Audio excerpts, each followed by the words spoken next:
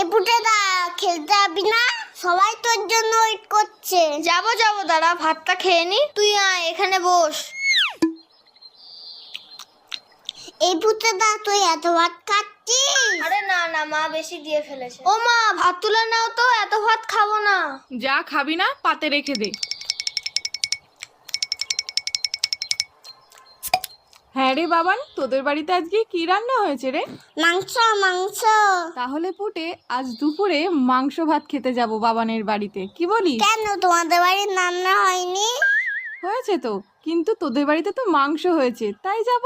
পুটেদা এত ভাত খেয়ে নিল, তাহলে তো আমাদের সবার ভাত খেয়ে নেবে। হ্যাঁ মা, যাবো যাবো না আমি তো মিথ্যে কথা বলেছি। বাবা তো পচা কাতলা মাছ এনেছে বাজার থেকে। আমি এখন যাই, সবাই আমাকে